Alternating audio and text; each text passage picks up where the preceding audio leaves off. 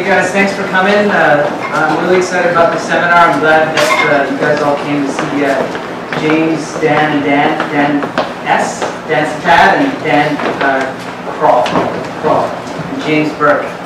So the seminar is going to be mainly the interaction between you guys and the authors. But we're going to have a process seminar after our Q&A. I'm going to ask a couple of questions, and then I'll throw it to the audience to have answer a couple of questions, and then we'll jump into the process. So let's jump right into things and kind of start off with getting an intro of each guy. Let's start with James here. So my name is James, and I started doing children's books probably about 5 or 6 years ago. Before that, I came from working in animation. I worked with Disney, Warner Brothers, and worked on feature animation as well as TV shows. So I only started doing books just purely as a way to escape like the not being creatively challenged on work day. So I started writing my own stories at night. So things started off. Dan. My name is Dan Santat. I graduated from the Art Center College of Design in 2001.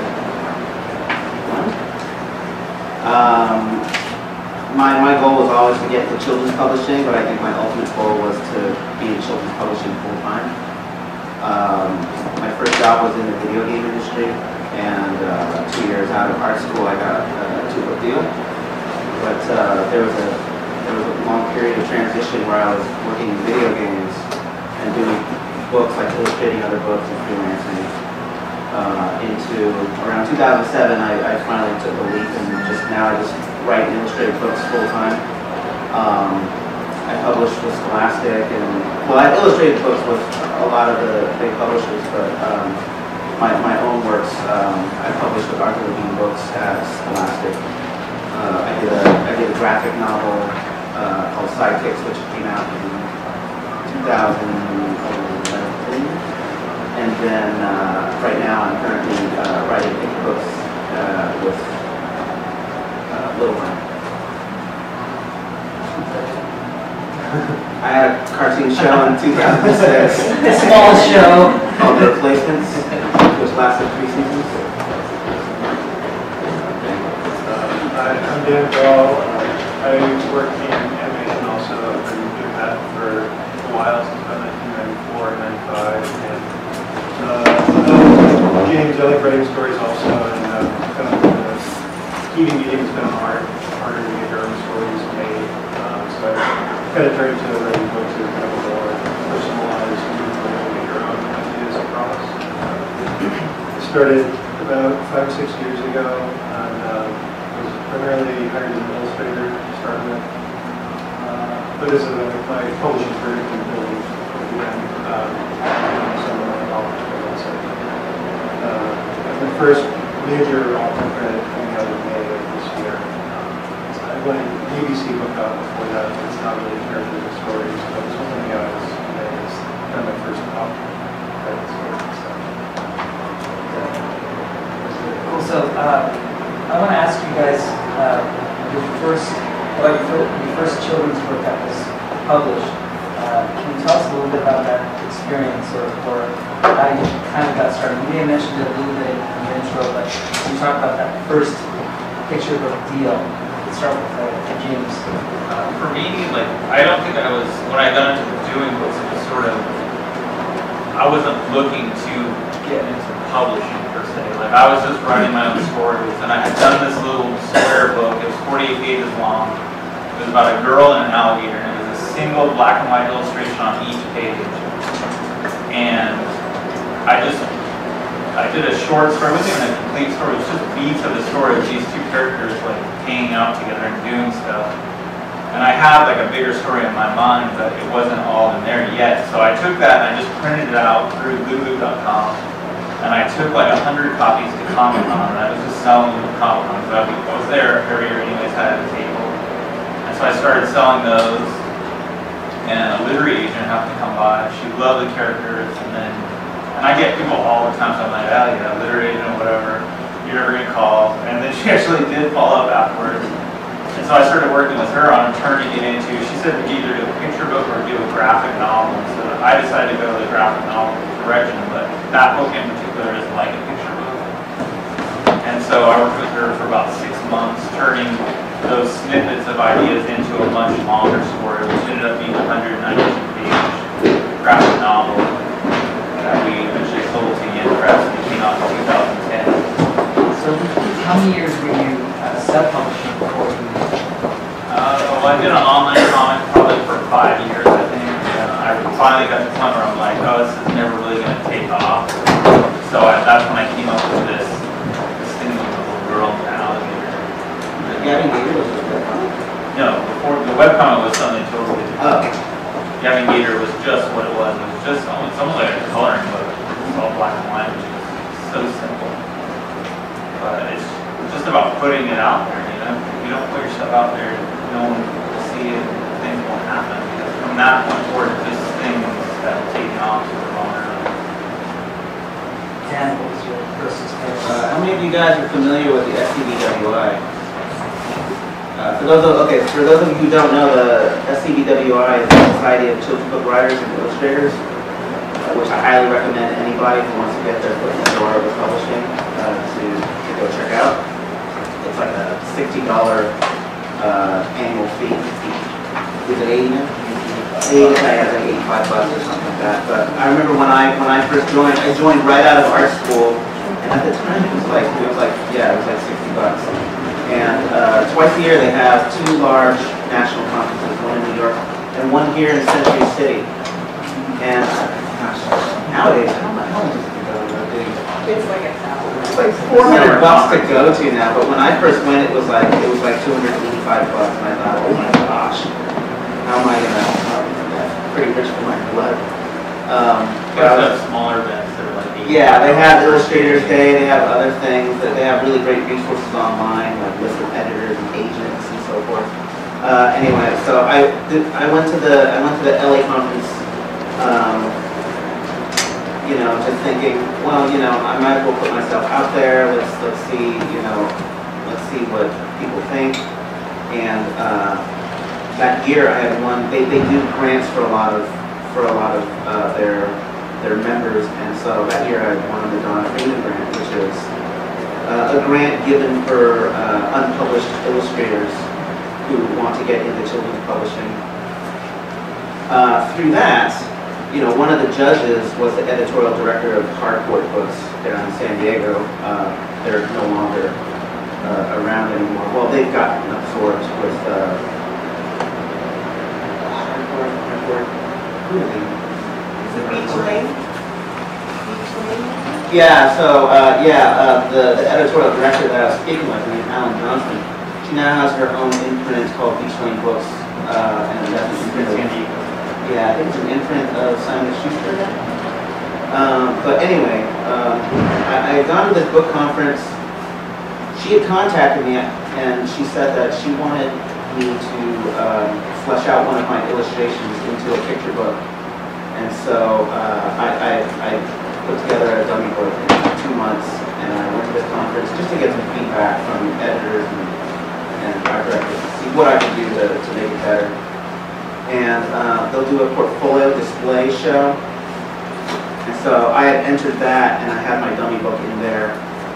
And one of the judges that year was Arthur Levine, who is the head of, he's like the vice president of Scholastic and the head of his own imprint, Arthur Levine Books. And he was also, I didn't know it at the time, but he was also the editor of the Harry Potter series. And so when he came up to me after the portfolio display, he said, I really like your dummy book, and I'm gonna give you a book offer. So I ended up having to turn down that editorial director at Hardcourt, and I went with Arthur. And it was for a 2-book deal. The first book was a picture book that I did called The Deal with Jesus, which came out in 2004. And then the second book was my graphic novel Sidekicks, which came out in 2011. In between that time, I was busy illustrating other books, and doing a graphic novel is a really daunting task, not to intimidate or discourage anybody from wanting to do a graphic novel, but you know, you learn a lot from your mistakes, and I hopefully won't take another 7 years to do another graphic novel, but that's my take. So it won't be 7 years since the Sidekicks 2. It might be a couple of years. It might be a couple of years before you see another Sidekicks 2, because I'm working on another graphic novel, and it is unrelated to Sidekicks. Dan. I was working at Cartoon Network and had written a book just to try my hand at idea for it. And I didn't really know anything about children's publishing, so I kind of just like did some with SCDWI for a lot of time organization. And they've got 1 million tips on their websites, and we publish a book every year that's got all this stuff, every place in the market, and it's magazines that do kind of constant books. So I just did basically this slush file thing, like I tried to cut it out and made book dummies, you know, with like cardboard covers, and printed them out on 8.5 by 11 and stapled them together. And it really took a lot of time. Now we just email 3Ds right now. But then I just made like 20 copies of them and I just sent them to things I could think of. And even though I had worked in animation and had been doing so for a while, there's first thought you might think that they're pretty linked because I've been children's entertainment, but they're really pretty defined. I didn't know it could turn into a really good book. So I just sent them out randomly and got I probably would have gotten better impression if everybody reply, a lot of them didn't reply. So I just basically just flopped.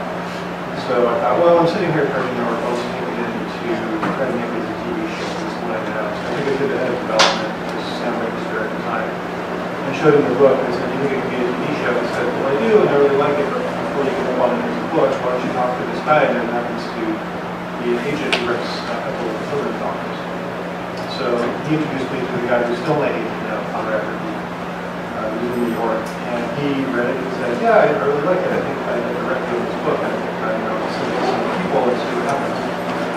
So I did a couple finished sample pieces, and we sent it out. And one of the first people we sent it to was a friend of his, Ann Schwartz, who has the internet Schwartz in a way of her house. And she didn't buy the book, but she liked the illustration samples, so she hired me to illustrate another book. That was great. That kind of started the ball rolling. You know, once that was out, within a couple months of it being out, I started to get other emails from other publishers who had seen that, and it was kind of cut from there. So it was hard to kind of get over that. First one, but after that, it kind of speed slowly. Did you work that one? Is it published? I'm still working on it. Cool. Now, in terms of idea generation and writing and coming up with your stories, what does your process look like briefly? Let's start off. Mine involves a lot of trying and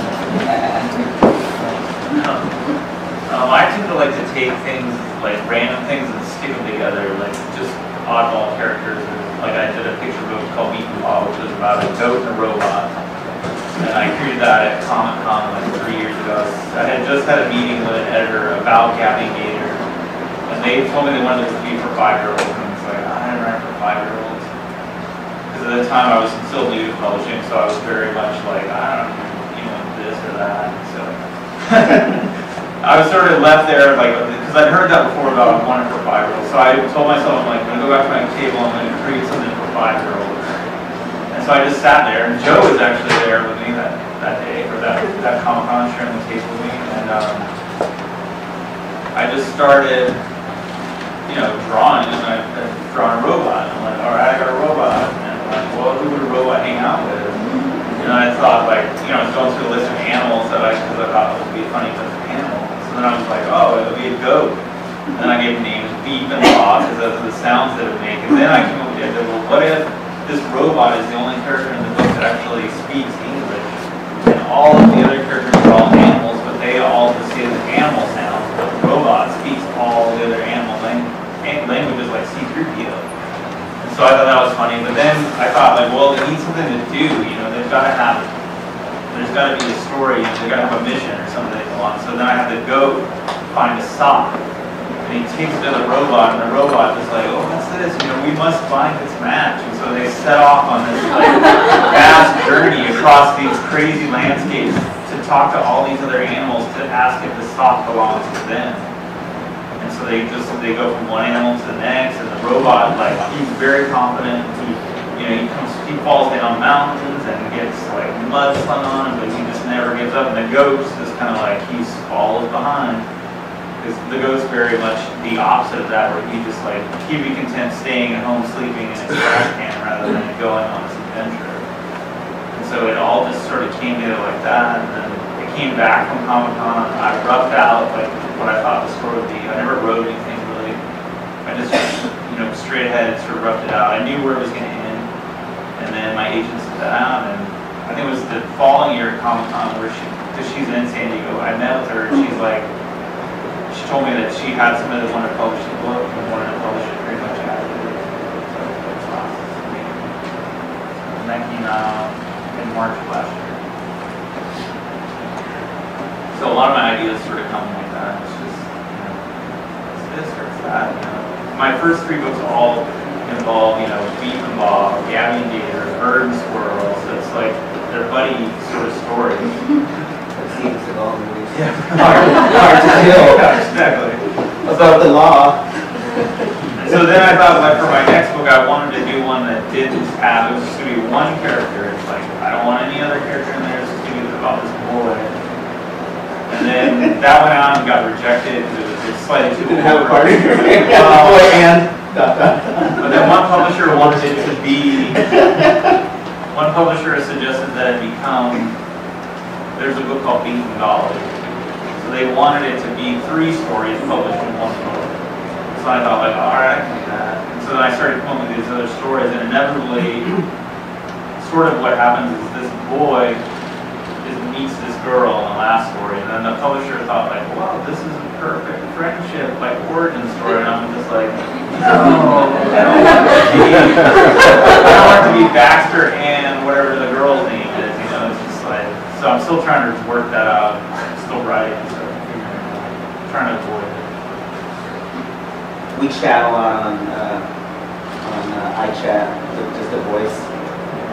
We also have a friend from Canada who lives like close to Edmonton. And it's kind of like sharing a workspace with 2 other guys, but you're not in the same room with them. We're always like sharing sketches. We'll just drag it over to the window. Oh, what do you think of this? Oh, I'm gonna try this. Or we share notes as well, horror stories and publishing. Yes. Yeah. I'm like, oh, you're taking it way better than I would have taken it. Yeah. Just listen to the other one sob, in Canada because they're crying. Talking each other off the ledge. Dan, what's your idea generation? So my idea process is really bizarre. A lot of writing.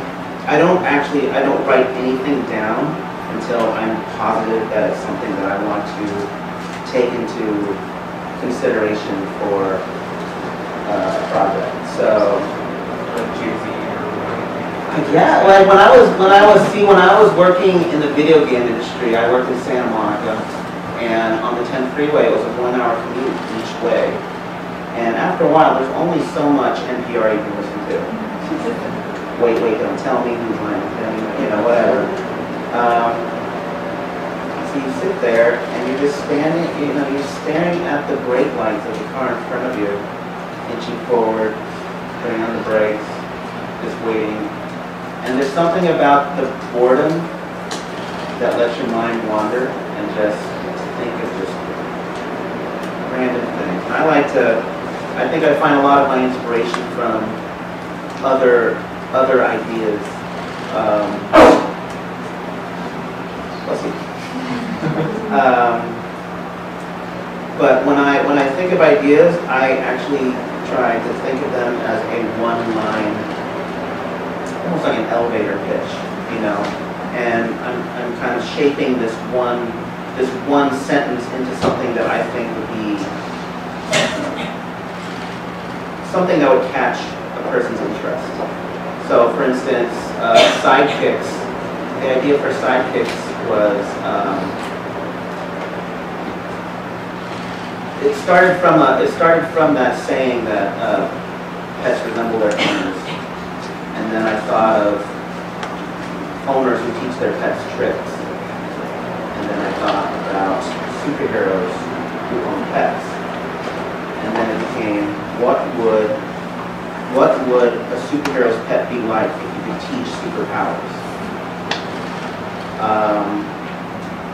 And it starts out like that, and then you get the idea, and then you infuse other ideas with it. So in the case of sidekicks, there was the case of I was a new parent, and you know, you talk to other parents, and there's a lot of two-income families. Mom and dad both work and have to take their kids to daycare. And when I was growing up, I had some friends that had the same situation where, you know, like after school, their parents would be at work, so they take themselves home and just entertain themselves till 5 o'clock. And anything can happen with that, with kids of a certain age who are, you know, trying to fill that time. But there's also the same equal need to take the moments that you have with your parents and try to get that attention that you kind of starve for. And that's where the idea of sidekicks came, where I have these pets who were almost like surrogate families.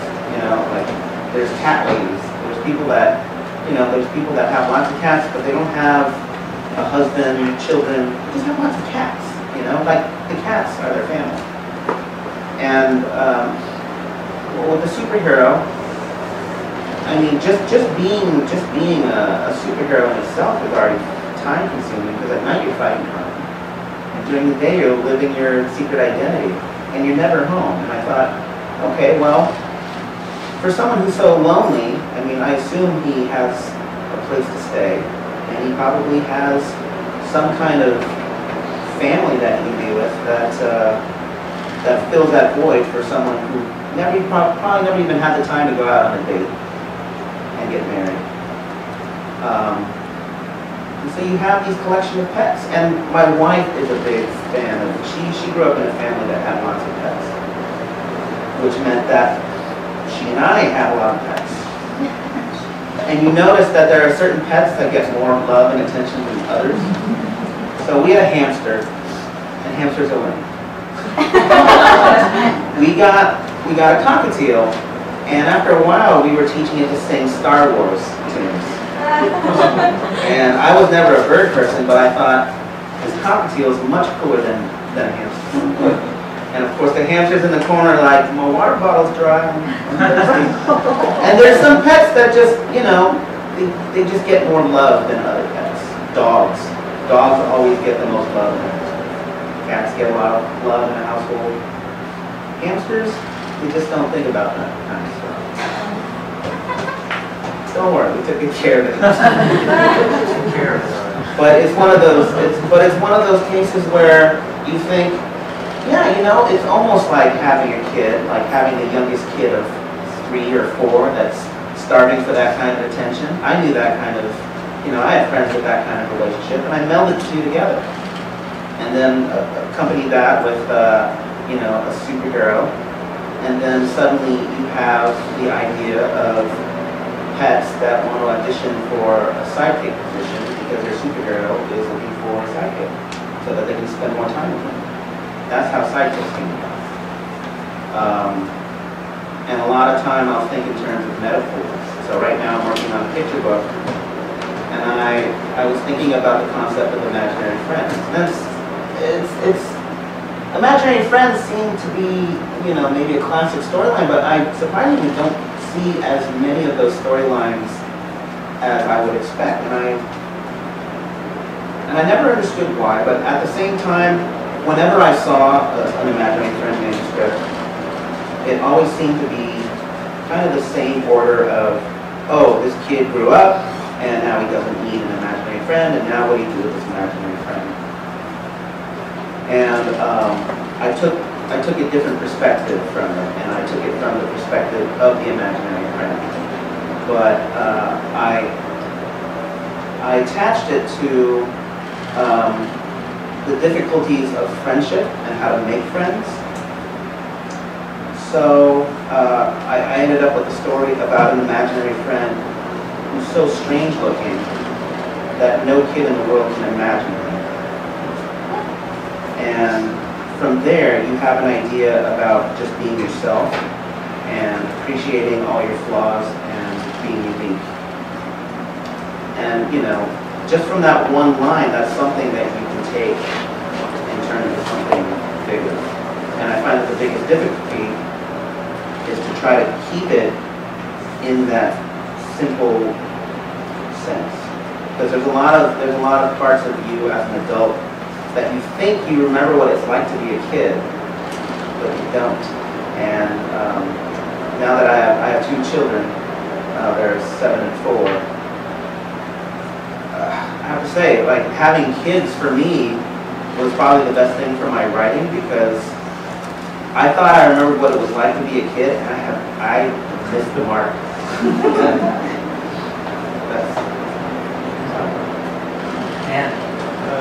I think the idea generators are two types of stories that I work on, and one of them is recent because we have a kid also. She's almost 3 now, so as soon as she was born, that opened up a new world of writing. But the type of story I used to write before she was born was just kind of like story exercises almost. Like, there's a really common thing, like if anybody's read a book on story structure or screenwriting or anything, there's certain things that like every story has to have. Like there could be a character and they have to want something, there could be an obstacle. So I just kind of think about that and think like, okay, somebody who wants something, it just be that simple. Like, make somebody who wants, something. Just sort of see, kind of get it going, like get a little bit of momentum on a character who wants something and make a story. And just kind of go through straight ahead style. I see where it goes from there.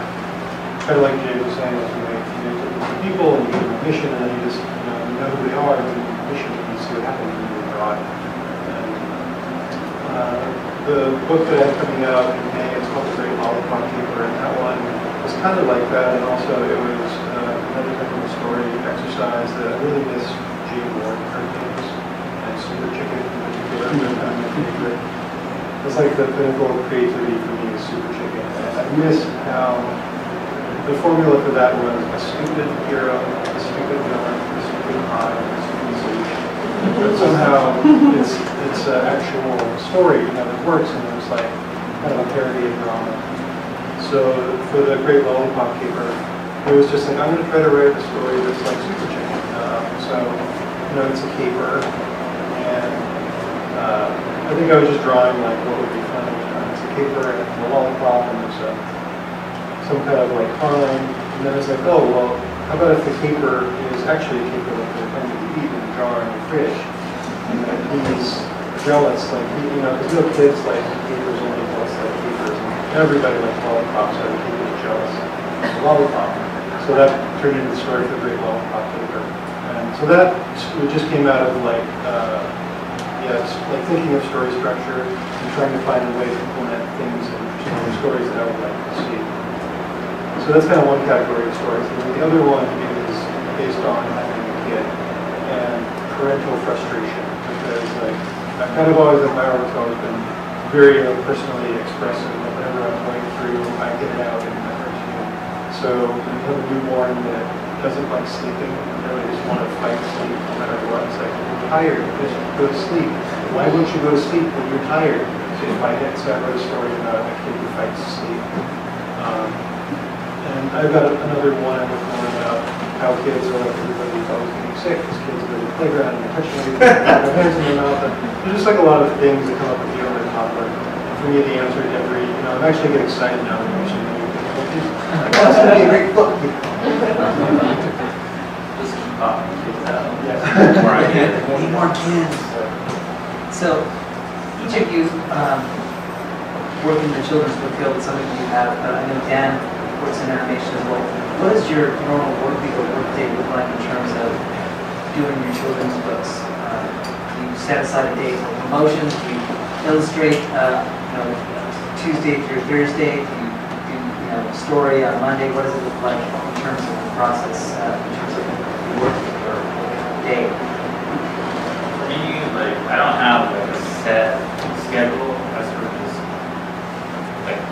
now, up until last week, I was in a process of waiting because I'm about to start a new graphic novel, a follow-up to Bird and Squirrel, which I've written, but I'm waiting on a publisher, so just waiting around, and I'll do some doodling.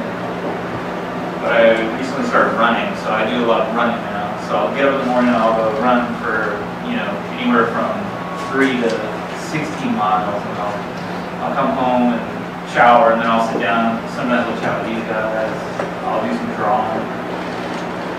But this past week I was approached about doing some other projects, but they wanted to see samples, so immediately I just started coming up with some characters for these potential things that I might get. So once I get something like that, then I'll work on it from whatever time. Like I got that at like 3 or in the afternoon, I think, and I'll just start going from 3 until 1 in the morning, off and on between picking my kids up from school or making dinner or whatever it is, and I will come back to it after dinner, before dinner, just drawing, and I'll get excited about it, so I'll want to work on it all the time. And he's always on, he'll be on at 1 in the morning, we'll be chatting, and Mike's in Canada, so he's an hour ahead of us, but he'll be on until midnight, so we'll all three be just drawing and working. Like, I can't write and do that, so if I'm going to be writing, then sometimes I'll go to Starbucks and I'll write there to get away from my computer. Yeah, it's like I can't chat and try to write. And if my kids are home, I can't do that either. So, and sometimes when I'm running now, I'll work out story issues as I'm just running.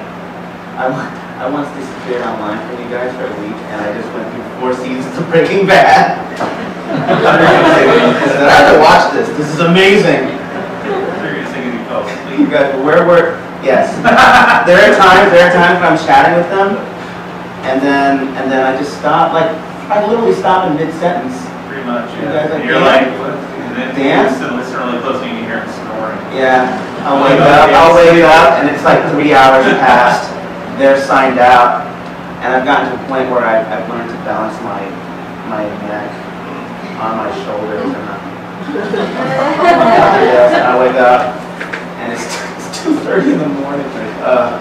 Well, I didn't get anything done. I'm sorry, what was the question? Are you done?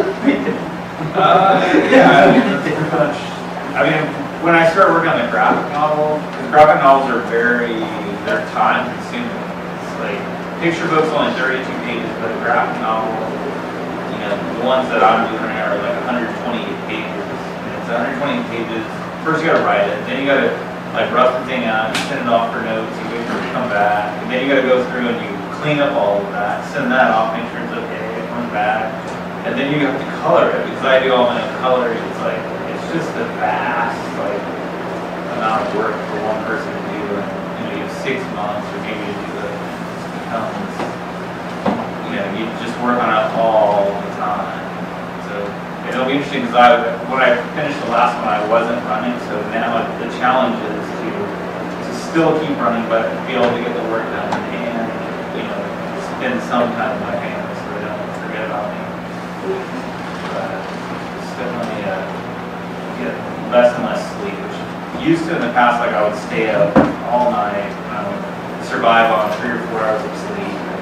But I just got to a point where I didn't want to do that anymore. Especially when I was working in animation during the day, I'd work on storyboards for 40 to 60 hours a week. And then I had to go home, eat dinner, spend some time with my family, and then starting at 9 o'clock at night, I would just start, writing or drawing, whatever stage I was in, and I would do that till 2 in the morning, and then go to bed, and then wake up at 7, and start the process all over again. And your hair turns gray, and you put on some pounds, and it just wasn't important to me anymore that I needed to have a life and still do the things that I love. So now with the running, it's like a whole new clearing your mind of all this stuff. It's just taking on a whole new, I don't know, it gives you more energy, more power, I think, in some ways. It's cosmic. And Dan, he'll be talking to a friend, where's James? Because for probably 2 to 3 weeks or probably longer. He just disappeared. 2 months. Oh, he's running. I wasn't doing anything. I was waiting, so I literally every day, all I did is I'm just gonna run. I just saw my Forrest Gump, and I'm out there on the trail just running. I'm kind of tired. And I'd come home and I'd be like, well, gotta go run some more, maybe eat something, go out and run. But the more I ran, the better I felt. So the better I felt, the more I wanted to run. And it's crazy. We're the opposite.